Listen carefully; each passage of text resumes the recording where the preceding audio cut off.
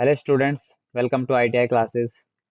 और आज की इस वीडियो में हम बात करने वाले हैं, जैसा कि आपको टॉपिक दिख ही गया होगा। आज हम बात करने वाले हैं हार्डवेयर की, कंप्यूटर हार्डवेयर की मैं यहाँ पे बात कर रहा हूँ। ठीक है। तो ये जो है आपका क्या है, पार्ट फिफ्थ है। मैंने पार्ट नहीं लिखा हुआ है बट मैं अब लिख देता हूँ। ये आपका पार्ट फिफ्थ है किसका? बेसिक्स ऑफ कंप्यूटर का। ठीक है। आपका जो एम्प्लॉयबिलिटी स्किल्स बुक है उसका जो मॉड्यूल 2 है, जिसमें इंफॉर्मेशन टेक्नोलॉजी के बारे में बताया गया है, उसका सबसे पहला चैप्टर है ये। सबसे पहला चैप्टर है आपका बेसिक्स ऑफ कंप्यूटर। और उसी का ये पार्ट फिफ्थ है, हार्डवेयर। इससे पहले हम 4 पार्ट कवर कर चुके हैं, जिसमें हमने तमाम बातें कर ली हैं कंप्यूटर के बारे में, जो जो आपके सिलेबस में थी।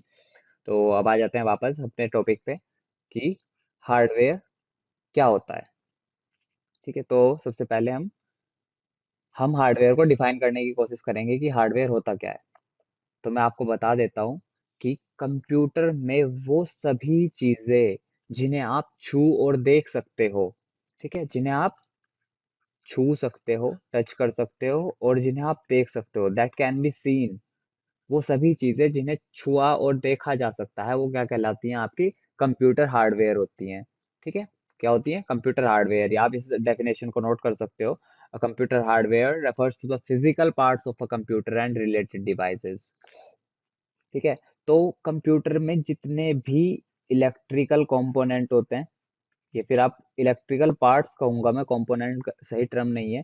इलेक्ट्रिकल, इलेक्ट्रॉनिक और मैकेनिकल जितने भी पार्ट्स होते हैं, मैकेनिकल राइटिंग बहुत अच्छी नहीं आ रही है तो मैं, क्योंकि बहुत लंबे टाइम बाद इस पे लिख रहा हूँ, तो ऐसे ही थोड़ा सा, पर मैं बोल दूंगा तो आपको समझ आएगा।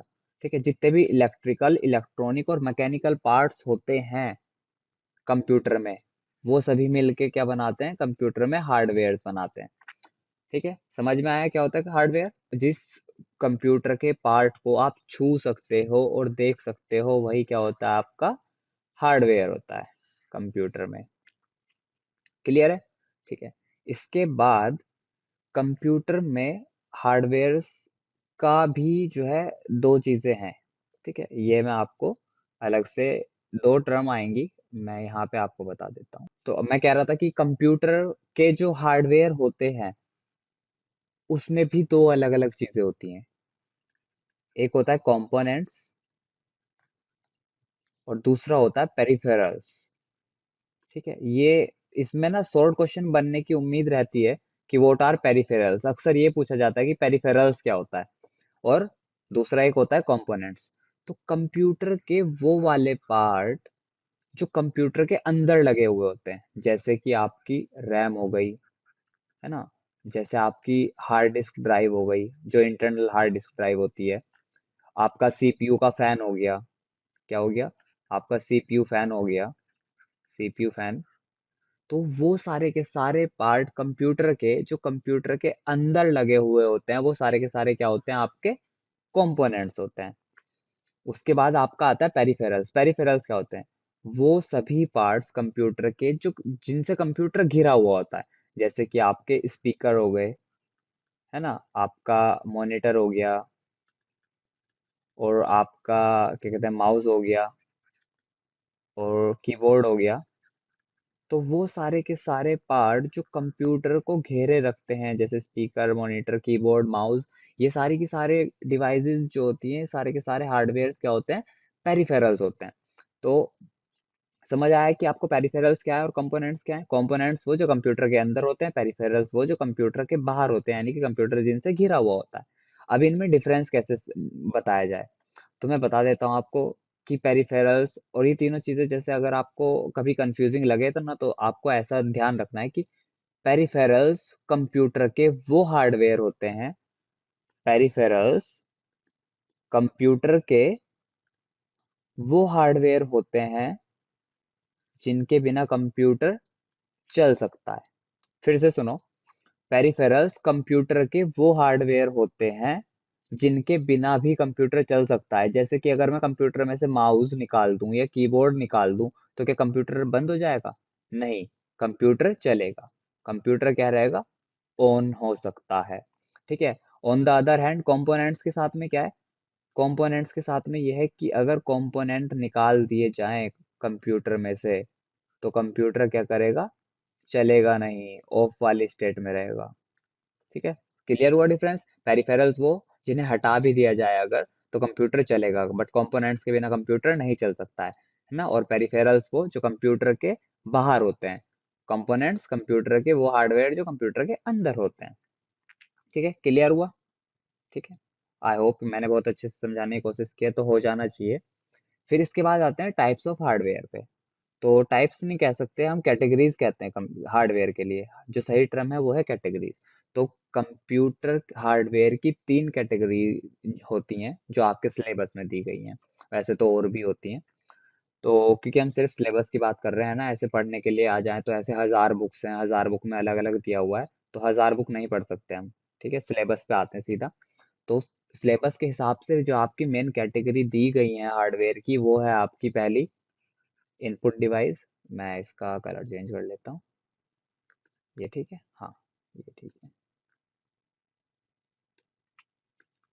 तो सबसे पहला आपका दिया हुआ है इनपुट डिवाइसेस, दूसरी आपकी दी हुई है आउटपुट डिवाइसेस, और तीसरी आपकी दी हुई है मेमोरी। तो इस वीडियो में हम सिर्फ इनपुट डिवाइसेस की बात करने वाले हैं और आउटपुट डिवाइसेस की बात करने वाले हैं। मेमोरी की बात हम इस पार्ट में नहीं करेंगे, नेक्स्ट पार्ट में करेंगे।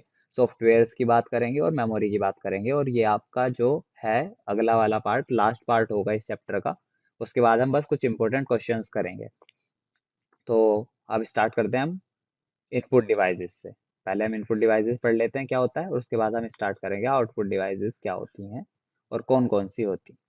चलिए तो देखते हैं कि आपकी इनपुट डिवाइसेस जो होती हैं वो कौन कौन सी होती हैं, और इनपुट डिवाइसेस आप किन्हें कह सकते हो। मतलब अगर परिभाषा के हिसाब से बात करें तो इनपुट डिवाइसेस क्या होती हैं, तो वो सारी की सारी डिवाइसेस जो हमसे डेटा और इंस्ट्रक्शंस लेके कंप्यूटर को प्रोवाइड कराती है।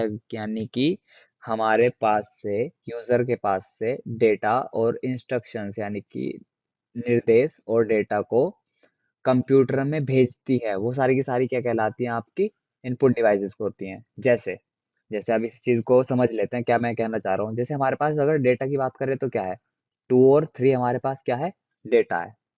ठीक है, निर्देश क्या है, इसे जोड़ो, जोड़ो जोड़ो, इसका क्या हो गया, निर्देश हो गया। तो 2 और 3 ये क्या हो गया, आपके पास डेटा हो गया। और इस चीज पे क्या काम करना है इस डेटा का, वो आपका निर्देश हो गया। तो निर्देश हो गया हमारा कि इसे जोड़ना है। तो डेटा और इंस्ट्रक्शन समझ में आया। जो रॉ फैक्ट्स एंड फिगर्स होते हैं वो डेटा होता है, और निर्देश तो आपको पता ही है कि ये करो वो करो, जो भी हम निर्देश देते हैं किसी को, तो वो आपका जनरल निर्देश भी कंप्यूटर के लिए निर्देश ही है। यहाँ पे मैं प्लस की बात कर रहा हूँ, तो ये सिर्फ उदाहरण हो गया एक। तो वो सारी की सारी डिवाइसेस जिनके माध्यम से हम कंप्यूटर में निर्देश और डेटा को भेजते हैं काम करे ताकि वो उस पे, वो सारी की सारी डिवाइसेस आपकी इनपुट डिवाइसेस कहलाती हैं। क्लियर। उसके बाद दूसरा काम क्या होता है इनपुट डिवाइसेस का। अब जैसे आपने तो कंप्यूटर को, हम किस तरीके से डेटा भेजते हैं, हम इसी तरीके से तो डेटा भेजते हैं, 2 + 3 कर दो। पर कंप्यूटर के हिसाब से 3 तो कुछ होता ही नहीं है, कंप्यूटर के हिसाब से 2 भी कुछ नहीं होता है। तो वो क्या करती हैं इनपुट डिवाइसेस, जो भी आप डेटा देते हो उसे पहले क्या करती है, मशीन लैंग्वेज में कन्वर्ट करती है। डेटा को मशीन लैंग्वेज में कन्वर्ट करने का काम होता है इनपुट डिवाइसेस का। तो जैसे मैं यहाँ पे लिख रहा हूँ या जैसे भी आपको डिस्प्ले हो रहा है, तो ये ऐसे डायरेक्ट काम नहीं कर रहा। ये क्या हो रहा है, 0101 पे समझ में आ रहा है, क्योंकि कंप्यूटर तो बाइनरी समझता है। तो इनपुट डिवाइसेस क्या करती हैं, डेटा को मशीन की लैंग्वेज में पहले कन्वर्ट करती हैं, फिर सीपीयू के अंदर भेज देती है ताकि सीपीयू उस पर काम करे और फिर हमें आउटपुट दिखाए। ठीक है, क्लियर हुआ। अब आ जाते हैं कुछ उदाहरण के ऊपर। तो जो बेसिक उदाहरण होते हैं सबसे, वो होते हैं कीबोर्ड और माउस।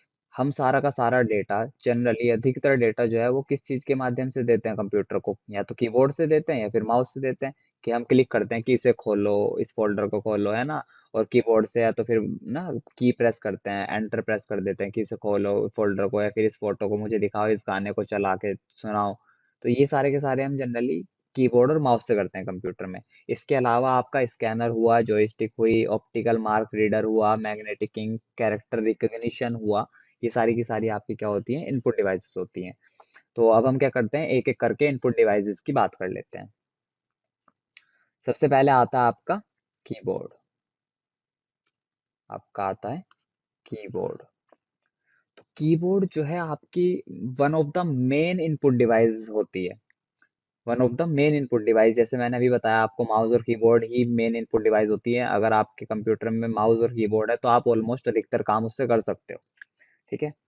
तो ये क्या होता है, अल्फा न्यूमेरिकली डाटा को कंप्यूटर के अंदर भेजने में हमारी मदद करता है। अल्फा न्यूमेरिकली मतलब क्या होता है, जिसमें अल्फाबेट्स होंगे, अल्फाबेट्स होंगे। सॉरी यार, राइटिंग बड़ी गंदी आ रही है, बट कोई बात नहीं। तो ऐसा नहीं, स्पेलिंग आती है मुझे, बट वो लिखा नहीं गया मुझसे। तो अल्फाबेट्स आपके क्या होते हैं, ए से लेके जेड तक। जो आपकी एबीसीडी होती है जनरली, छोटी हो वो चाहे या फिर बड़ी, वो आपके सारे के सारे क्या होते हैं, अल्फाबेट्स होते हैं। और न्यूमेरिक तो आपको पता ही है, एक से आपकी जीरो तक की जो गिनती होती है, मतलब 1 2 3 4 5 6 7 8 9 0, ये सारे के सारे क्या होते हैं, आपके न्यूमेरिक्स होते हैं। तो नंबर्स और एबीसीडी के यूज करके जो है कंप्यूटर में कीबोर्ड डाटा और इंस्ट्रक्शंस भेजने का कार्य करता है और हमारी इसमें मदद करता है। ठीक है। तो दिखने में जो है, ये दूसरा पॉइंट है इसका, looks like a typewriter but contains मोर की। तो ये जो आपका कीबोर्ड होता है वो दिखने में टाइपराइटर जैसा होता ही है। और मैं आपको दिखा देता हूँ, आपका जो जनरल कीबोर्ड होता है वो इस तरीके से दिखाई देता है, जिसमें जो आपकी एफ वाली कीज होती हैं ऊपर, ये आपकी क्या होती हैं, फंक्शन कीज होती हैं। आपकी क्या होती हैं, फंक्शन कीज। और टाइपराइटर में क्या होता है, जितनी भी आपको ये ब्लू कलर की कीज दिखाई दे रही है ना, ये वाली, ये सारी की सारी आपकी टाइपराइटर वाली कीज होती हैं। इनसे आप क्या कर सकते हो, किसी भी डॉक्यूमेंट को टाइप कर सकते हो, या फिर कोई आपकी क्वेरी है तो आप उसे इसमें सर्च करके देख सकते हो। ये आपको मैं बेसिक बेसिक बता देता हूँ, अब बाकी से आप खुद देख लेना पूरा, मैं वीडियो को ज़्यादा लंबी नहीं करना चाहता हूँ। इधर आ जाते हैं, ये मेन पार्ट होता है थोड़ा सा। ये आपकी क्या होती है, न्यूमेरिक कीज होती हैं। नंबर्स यहाँ पे भी दिए गए होते हैं, बट इधर वाले को हम जो है टाइपराइटर कीज में काउंट करते हैं, बट इधर वाले को हम न्यूमेरिक कीपैड में काउंट करते हैं। ठीक है। इसके बाद ये आपको पता ही है, जनरली जब हम छोटे थे तब तो हम इनसे गेम खेलते थे। तो इसका मतलब क्या है, ये कर्सर को कंट्रोल करती हैं। कर्सर जानते हो आप क्या होता है, किसी भी टेक्स्ट डॉक्यूमेंट में एक इस तरह का वो आ जाता है, हम्म, एक इस तरह की लाइन आ जाती है जहां पे आप टाइप करते हो तो वहां से लिखा जाता है। मैं खोल के दिखा देता हूँ यार आपको। जैसे मैंने ये नोटपैड खोला, तो जैसे ये जहाँ पे ये पार्ट जो ब्लिंक कर रहा है ना यहाँ पे, ये आपका कर्सर है।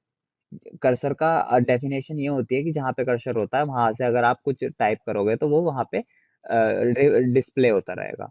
तो ये होता है। ठीक है, बाकी चीजें मत देखना आप, बस ये मैं आपको बता रहा था कि कर्सर क्या होता है।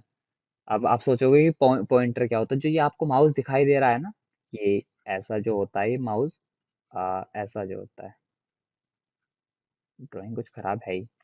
तो ये जो होता है जिससे मैंने अभी ये लिखा ही है, ये आपका पॉइंटर होता है। और जो नोटपैड में मैंने आपको अभी दिखाया है जो ब्लिंक कर रहा है यहाँ पे, ये वाला पार्ट, ये आपका कर्सर होता है। ठीक है। तो ये वाली कीज जो होती हैं आपकी कर्सर, वो कर्सर कंट्रोल कीज होती हैं, या आपकी अदर कीज में काउंट की जाती हैं, जो वाइट वाली हैं। और इसका अलग ही एक नाम होता है, एंटर की। एंटर का एंटर की ही रख देते हैं। इसके बाद ये जो होती है यहाँ पे, विंडोज का बटन होता है यहाँ पे जनरली, या फिर किसी एप्लीकेशन का बटन होता है। तो ये आपकी सिस्टम की और एप्लीकेशन कीज होती हैं। ठीक है, मोटा मोटा आपको समझ में आया। यहाँ पे इस चीज का इन्होंने दे नहीं रखा है, मैं बता देता हूँ आपको, यहाँ पे लाइट होती हैं। ठीक है, सिंपल सरल भाषा में लाइट होती हैं। ठीक है, आगे चलते हैं। अब कीबोर्ड का आपको समझ आया। हाँ, कीबोर्ड भी अब मैं बता देता हूँ आपको, तीन मतलब मल्टीपल तरह के होते हैं, पर दो तीन है जो हमारे यहाँ चलते हैं। एक तो आपका चलता है क्वेर्टी पैड।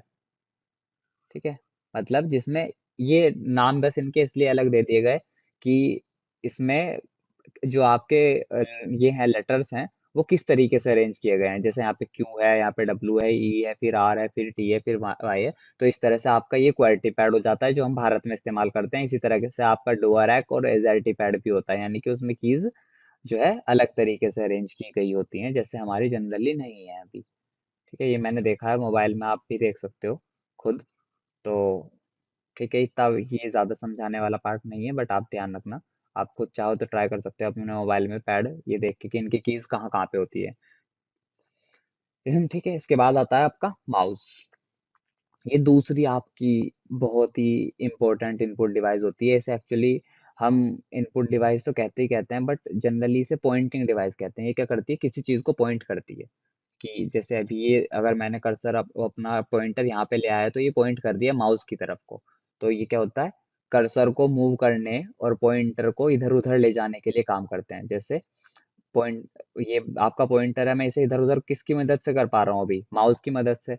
तो ये आपकी क्या हुई, पॉइंटिंग डिवाइस हुई। और इसी तरीके से मुझे अगर कर्सर को इधर उधर ले जाना है, जैसे मैंने यहाँ नोटपैड खोला, अभी ये कर्सर यहाँ पे, अगर मुझे यहाँ पे ले जाना है तो मैं माउस की मदद से यहाँ पे क्लिक कर दूंगा तो मेरा कर्सर यहाँ आ जाएगा।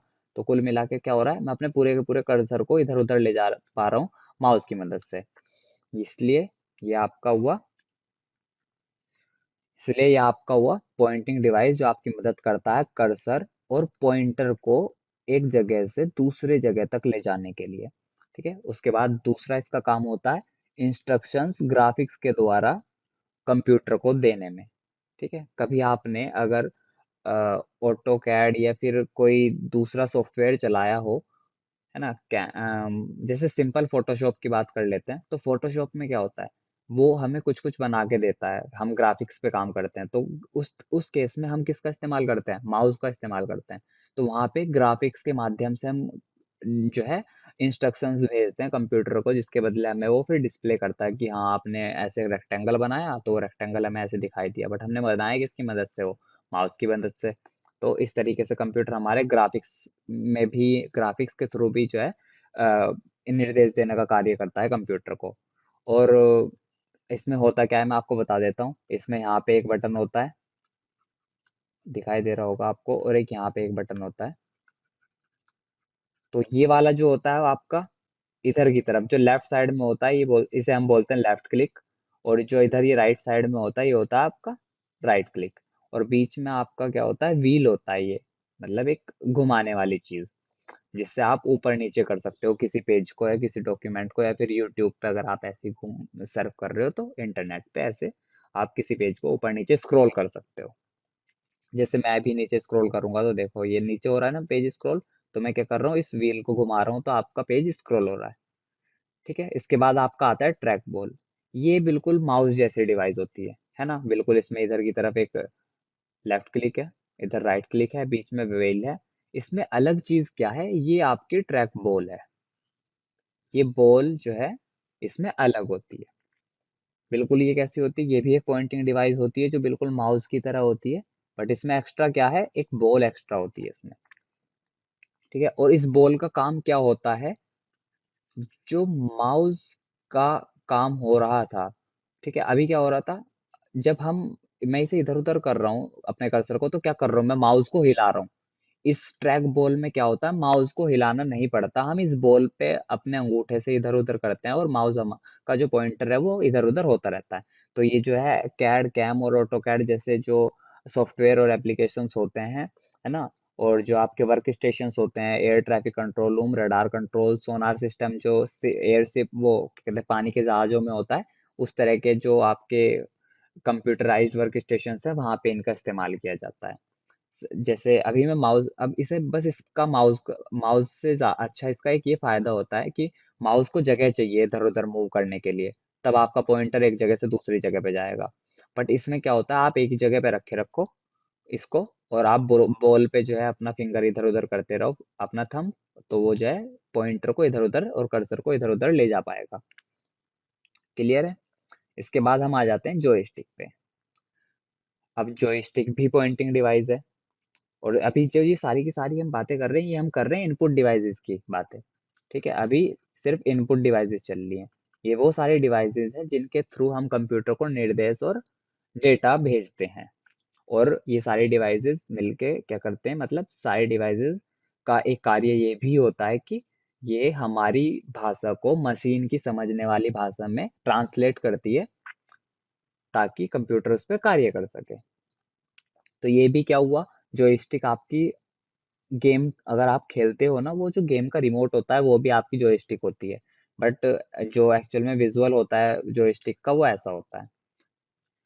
ये भी एक पॉइंटिंग डिवाइस होती है, और इसकी एक अच्छी खास बात ये होती है कि ये हर डायरेक्शन में घूम सकती है, एवरी डायमेंशन। ठीक है, हर डायरेक्शन में ये घूम सकती है, और इसके थ्रू आप क्या कर सकते हो, पॉइंटर को इधर उधर ले जा सकते हो। इसका भी काम यही है, मूवमेंट जो है कर्सर का वो कंट्रोल करने का। बट ये इस्तेमाल कहाँ होती है, जहाँ पे फ्लाइट सिमुलेटर होते हैं और गेमिंग में और कैड कैम जैसे सॉफ्टवेयर्स होते हैं, वहाँ पे इसका इस्तेमाल किया जाता है। बिल्कुल माउस की तरह ही काम करते हैं, आप ऊपर की तरफ ले जाओगे इसे तो माउस ऊपर जाएगा, वो सॉरी पॉइंटर ऊपर जाएगा, और नीचे लाओगे तो नीचे आएगा, इसी तरीके से। बट इसमें एक डिफरेंस होता है, वो डिफरेंस क्या होता है मैं आपको बताता हूँ। अगर मैं माउस को छेड़ना बंद कर दिया, ये वाला जो मेरा पॉइंटर है वो रुक गया, मैं माउस को नहीं छेड़ रहा हूँ, पॉइंटर रुक गया। बट जॉयस्टिक में क्या होगा, जॉयस्टिक में पॉइंटर जो है आपका ये वो रुकेगा नहीं। ये क्या होगा, अगर आपने जॉयस्टिक को ऐसे ही खाली छोड़ दिया तो आपका पॉइंटर ऐसे धीरे धीरे धीरे धीरे खुद ब खुद नीचे आता रहेगा। कभी देखा है एयरप्लेन में इस तरह की एक जॉयस्टिक लगी रहती है, जब वो इसे पीछे की तरफ को पुल करते हैं तो क्या होता है, आपका एरोप्लेन ऊपर की तरफ उड़ जाता है। ठीक है, और वो इसे पकड़ के रखते हैं जब तक इन्हें एयरप्लेन को ऊपर ही रखना है।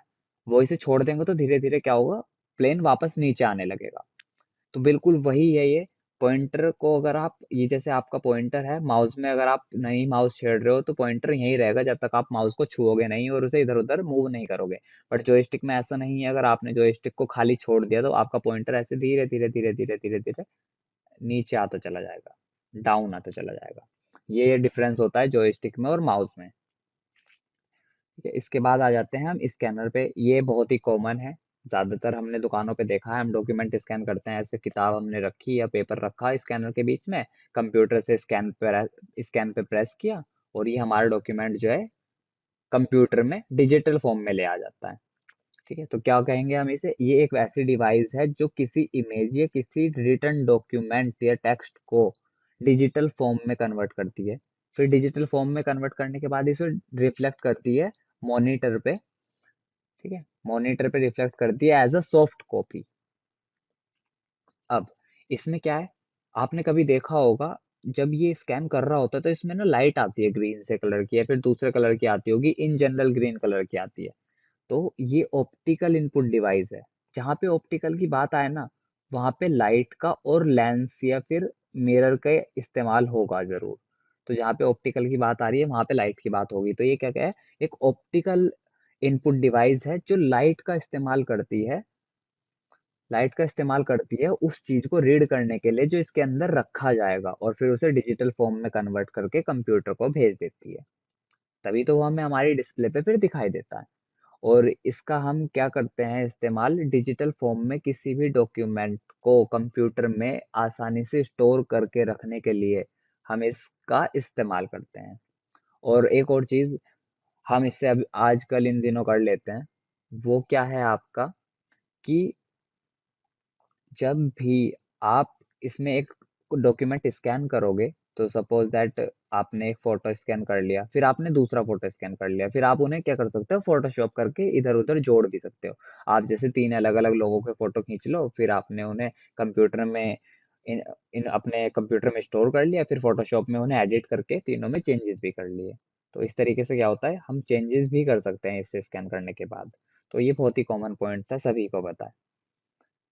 इसके बाद अब थोड़ा सा अलग चीजें पे आ जाते हैं। अब तक तो हमने वो सारी चीजें पढ़ी जो हम सबको ऑलमोस्ट पता ही थी। इसके बाद आ जाते हैं हम मैग्नेटिक इंक कैरेक्टर रिकग्निशन। ये भी आपका क्या होती है, एक इनपुट डिवाइस होती है। क्या होती है, इनपुट डिवाइस होती है जो कैरेक्टर रिकग्निशन सिस्टम के उस पे काम करती है। कैरेक्टर रिकग्निशन सिस्टम क्या होता है, जैसे आपको एक चेक दिखाई दे रहा है, इस चेक में ना यहाँ पे सभी ने, अगर आपने चेक देखा होगा तो चेक में यहाँ पे नीचे कुछ अजीब अजीब से नंबर लिखे रहते हैं, कुछ यूनिक सा नंबर लिखा रहता है। होता क्या है, ये जो नंबर्स होते हैं इन्हें ना मैग्नेटिक इंक से लिखा जाता है। मैग्नेटिक इंक जानते हो आप, कि इसे मैग्नेटाइज कर सकते हैं, इसमें आयरन पार्टिकल्स होते हैं, यानी कि लोहे के कण होते हैं इस इंक में। ठीक है। और उन लोहे के कण को इस तरीके से अरेंज किया जाता है कि वो अपने आप में यूनिक होते हैं। फिर क्या होता है, बैंक में इस नंबर को पढ़ने के लिए एक अलग मशीन लगाई जाती है जो इसे पहचानती है कि चेक असली है या नहीं है, असली है तो कौन सा चेक है ना। तो इस तरीके जो सिस्टम बनाया गया कि पहले एक ऐसी इंक का इस्तेमाल किया गया है जिसमें लोहे के कण मौजूद हो, और उसके बाद उससे एक यूनिक नंबर बना दिया गया, और बैंक जो है उस चीज को पढ़ेगा। बैंक में इस तरह का सिस्टम होगा जो इसे पहचान ले। तो इस तरह की जो डिवाइसेस होती हैं वो आपकी magnetic ink character recognition system के अंदर आती है, और बैंक में इसका इस्तेमाल किया जाता है किस चीज के लिए, फ्रॉडमेंट डिटेक्ट करने के लिए। कोई भी फ्रॉड ना कर ले, इस तरह के कोई भी चेक ना बना ले, उन सब चीज़ों को डिटेक्ट करने के लिए इस सिस्टम का इस्तेमाल किया जाता है बैंक में। बैंक तो जो आपका मैग्नेटिक इंक कैरेक्टर रिकग्निशन होता है, वो क्या करता है, जो चेक के बॉटम में लिखे रहते हैं नंबर यूनिक, उन्हें पहचानता है और डिटेक्ट करता है कि क्या ये असली है या नहीं है, और असली है तो इसकी क्या वैल्यू होगी, या वॉट एवर जो भी मतलब करते होंगे वो बैंकिंग लैंग्वेज में।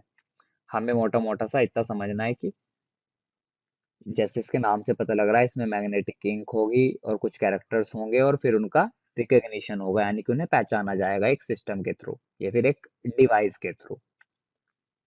सिंपल। ठीक है। इसके बाद हम आगे चलते हैं ऑप्टिकल मार्क रीडर पे। तो एक और चीज आपको ध्यान रखनी है ऊपर वाले पार्ट में, कि इसकी ना फुल फॉर्म थोड़ी सी इंपॉर्टेंट होती है, तो इसे ना ऐसे मत पढ़ देना मैग्नेटिक इंक कैरेक्टर रीडर। ये रीडर नहीं है, ये रिकग्निशन है। ठीक है। अगर आपको ऐसे चार ऑप्शन दे दिए जाए ना, और उसमें एक में रीडर दे दिया फिर नीचे वाले में रिकग्निशन, तो आपको ध्यान रखना है कि आपको रिकग्निशन पे टिक करना है, रीडर पे नहीं करना है, क्योंकि बाकी सारी डेफिनेशंस इसमें आर से जो है, आर से क्या होता है जनरली, रीडर होता है हर डेफिनेशन में। तो इसलिए आपको ऐसे कंफ्यूज नहीं होना है। मैग्नेटिक इंक वाले में रिकग्निशन है, बाकी सब में रीडर है, जो हम यहाँ पे बात करने वाले हैं उनकी। तो ओ एम आर आपका क्या होती है, ऑप्टिकल मार्क रीडर। ये आपकी इनपुट डिवाइसेस है जो स्पेसिफिक साइंस को पढ़ने के लिए बनाई गई थी। स्पेसिफिक साइंस को पढ़ने के लिए, साइन जैसे कि कभी आपने अगर ऑनलाइन एग्जाम दिया होगा तो उसमें चार ऐसे बॉक्स बने होते हैं, A B C D, और आपको कहा जाता है कि जो आपका आंसर सही लगे आपको उसे जो है ऐसे भर दो ब्लैक या ब्लू कलर के बॉल पेन से। तो ये डिवाइस क्या करती है, सिर्फ इसी चीज को पढ़ती है कि यहाँ पे इसने जो है तीसरे वाले पे गोल लगाया हुआ है, तो इसका मतलब ये इसका आंसर है। ठीक है। तो वो डिवाइस जो है ये क्या करती है, स्पेसिफिक साइंस को पढ़ने के लिए बनाई गई होती है। जैसे यहाँ पे तो सर्कल एक साइन है, ये पढ़ लिया इसने। दूसरा साइन में भी ऐसा हो कि टिक करने का साइन को ये पढ़ने के लिए सक्षम हो, या फिर क्या कहते हैं ये क्रॉस के साइन को पढ़ने के लिए सक्षम हो। तो इस तरह की डिवाइस जो स्पेसिफिक साइन यानी कि कुछ निश्चित साइंस और मार्क्स को पढ़ सकती है पेपर पे किसी, वो आपकी क्या होती है, ऑप्टिकल मार्क रीडर होती है। और इसका सामान्य तौर पे जब हमारी आंसर शीट्स होती हैं, जब एग्जाम होते हैं, तो जैसे कहीं लाख बच्चों ने एग्जाम दे दिया तो कहीं लाख आंसर शीट्स हो गई, तो इसे तो इस हिसाब से अगर टीचर्स चेक करने लगे तो कहीं साल लग जाएंगे, और गलती होने के भी चांसेस है टीचर, क्योंकि गलत चेक कर सकता है। ठीक है। मतलब एक टीचर को ऐसे नींद ही आने लगी करते करते चेक, तो छठे घंटे में जो वो 500वीं सीट चेक कर रहा था उसमें उन्होंने गलत चेक कर दिया, तो एक्यूरेसी भी बिगड़ गई और बहुत ज़्यादा वक्त भी लगेगा। तो उस सब चीज़ों को देखते हुए ऑप्टिकल मार्क रीडर का डेवलपमेंट हुआ, और इससे क्या हुआ, हजारों सीट्स जो है बहुत ही जल्दी चेक होने लगी। Clear.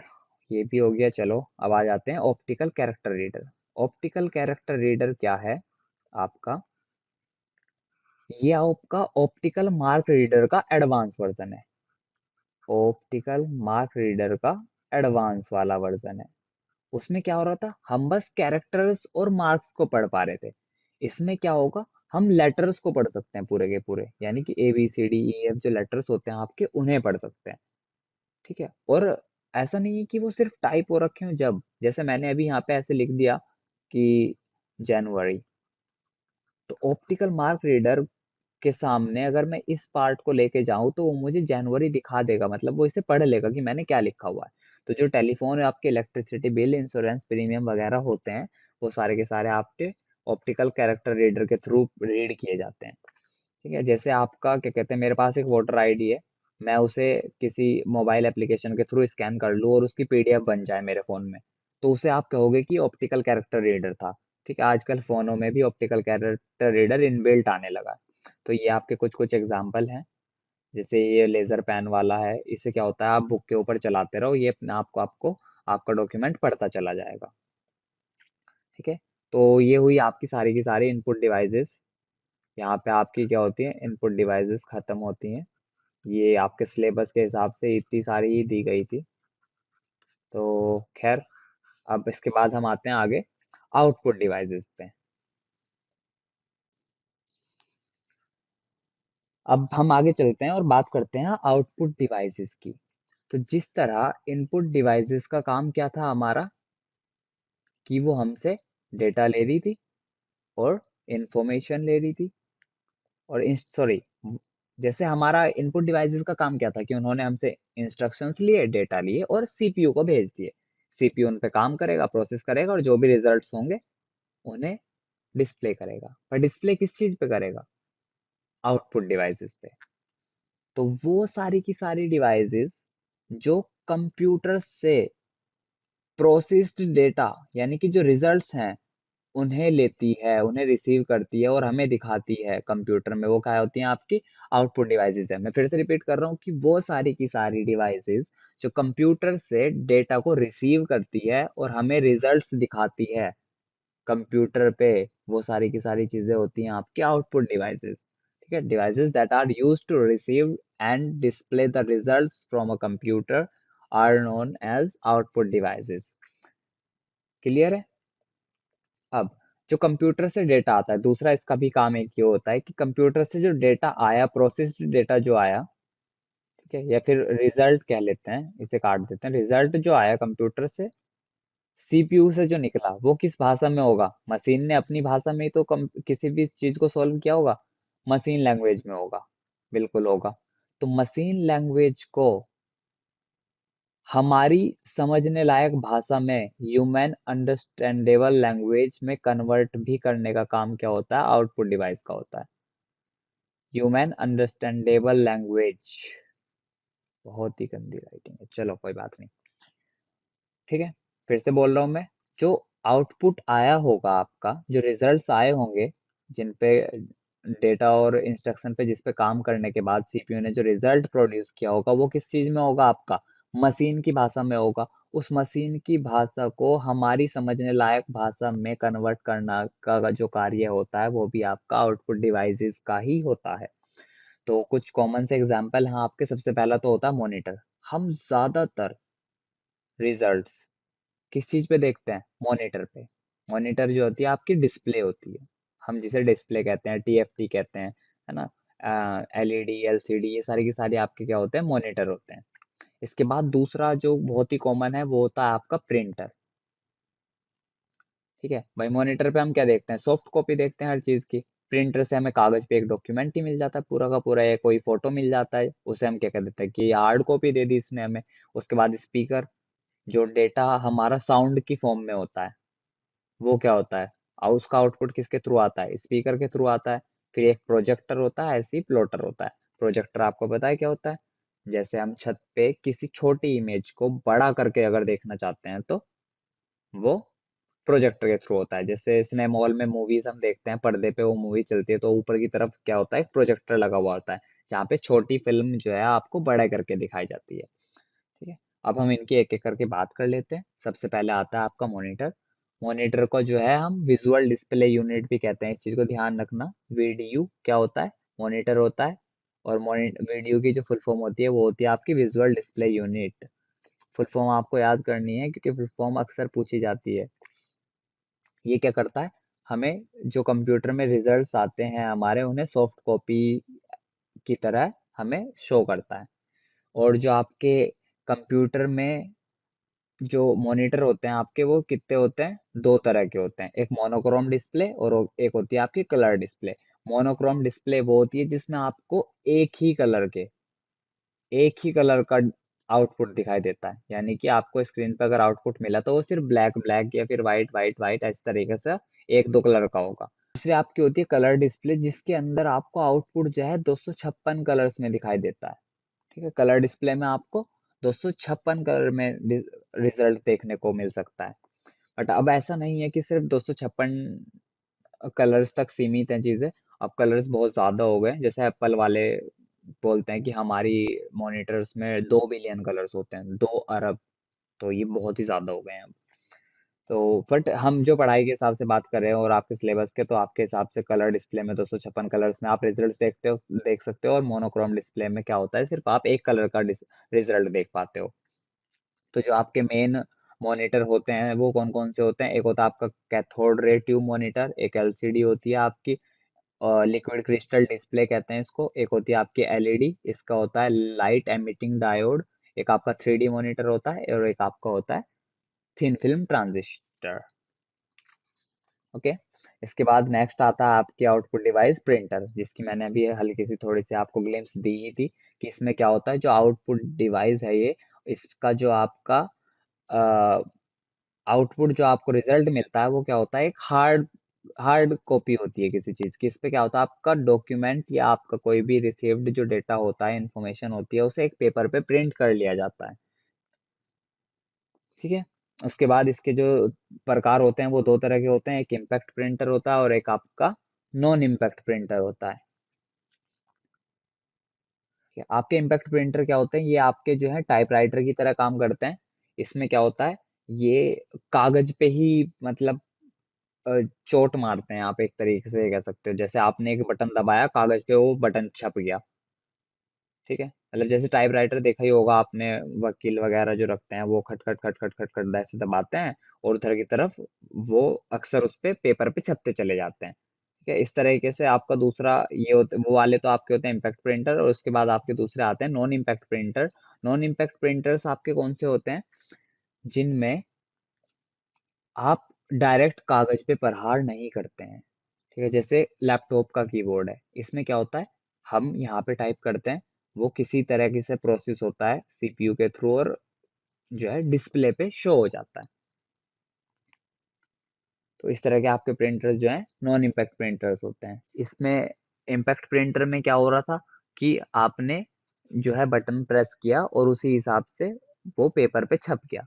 But non impact printers में क्या होता है, पहले एक पूरा का पूरा डॉक्यूमेंट तैयार हो जाता है, उसके बाद या तो इंक का या फिर कार्ट्रिज का या फिर लेजर का इस्तेमाल करके कागज पे प्रिंट किया जाता है उस डॉक्यूमेंट को, जो आपको डिस्प्ले पे दिखाई दे रहा था। क्लियर है? उसके बाद जो प्रिंटर्स की क्वालिटी होती है वो टोटली डिपेंड करती है प्रिंटिंग, उसकी जो प्रिंटिंग है या उसका आउटपुट जो है वो कैसा है। यानी कि जितना ज्यादा अच्छा प्रिंटर देगा, उतनी ज्यादा उसकी क्वालिटी मानी जाएगी, और ये बहुत ही कॉमन चीज है। इसके बाद आपका आता है स्पीकर। स्पीकर आपको पता है क्या होता है, आउटपुट डिवाइस तो है ही, क्योंकि ये शोर मचाती है, इससे आवाज बाहर आती है। ठीक है। और इसमें क्या होता है, जो आपका डेटा रिसीव हम करते हैं वो क्या करते हैं, साउंड की फॉर्म में रिसीव करते हैं, यानी कि आवाज की फॉर्म में। और जो रिसीव डेटा होता है वो एक्चुअल में आपका होता क्या होता है, इलेक्ट्रिक सिग्नल्स। उन इलेक्ट्रिक सिग्नल्स को हमारी भाषा में समझने लायक बनाने के लिए उसमें साउंड कार्ड की रिक्वायरमेंट होती है। पहले हम जब पुराने कंप्यूटर होते थे, साउंड कार्ड अलग से लगाते थे, बट अब मॉडर्न कंप्यूटर्स में साउंड कार्ड मदरबोर्ड के अंदर ही आता है। इस स्पीकर्स का हम इस्तेमाल करते हैं म्यूजिक और कम्युनिकेशन के लिए। ठीक है, और ये कंप्यूटर में अंदर भी पाए जाते हैं, और कंप्यूटर में आज बाहर तो होते ही हैं। हम बाहर मतलब किसी को ज्यादा तेज गाने बजाने हैं तो ऑब्वियस है वो बाहर के लिए स्पीकर लेगा, और किसी को कम आवाज में सुनने हैं तो कंप्यूटर के अंदर वाले साउंड से भी काम चल जाएगा। इसके बाद आपका आता है प्लॉटर।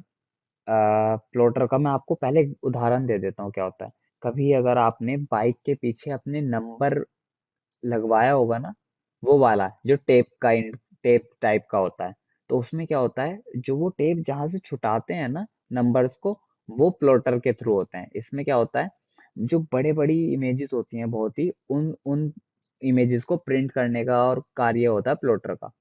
एक तो ये होता है, प्लॉटर भी दो तरह के होते हैं, एक तो नाइफ वाला होता है और एक पेंसिल वाला होता है। तो पेंसिल के थ्रू क्या होता है, हम बड़ी साइज की जो ड्राइंग्स होती हैं, जो बड़ी साइज की इमेजेस होती हैं, उनका प्रिंट प्रिंट करते हैं। इसमें क्या होता है, इंक इंक और कार्ट्रिज का इस्तेमाल ना करके पेन पेंसिल और मार्कर का इस्तेमाल होता है, और लाइन बाय लाइन जो है एक कागज को प्रिंट किया जाता है। जबकि ट्रेडिशनल प्रिंटर जो अभी हमने ऊपर पढ़ा उसमें क्या होता है, डॉट्स के थ्रू हम जो है किसी चीज को प्रिंट करते हैं। इसके बाद आपका आता है प्रोजेक्टर। प्रोजेक्टर मैंने भी आपको बता ही दिया, वो वाली डिवाइस जो एक छोटी इमेज को बड़े पर्दे पे दिखाने के लिए इस्तेमाल किया जाता है, वो आपका प्रोजेक्टर होता है। और जनरली हम इसका इस्तेमाल कॉन्फ्रेंस हॉल में, क्लासरूम्स में करते हैं, ताकि हम जो इंफॉर्मेशन है वो काफी सारे लोगों को एक साथ दिखा सकें। तो इसका कार्य आपको पता लगा, जो छोटी इमेजेस और वीडियोस होंगी उन्हें बड़ी पर्दे पे बड़े आकार में दिखाना होता है। ठीक है। तो अब वीडियो वैसे ही बहुत लंबी हो गई है, इस वीडियो को यहाँ पे खत्म करते हैं। अगली वीडियो में हम मेमोरी और सॉफ्टवेयर्स की बात करेंगे, फिर आपका ये चैप्टर कंप्लीट हो जाएगा।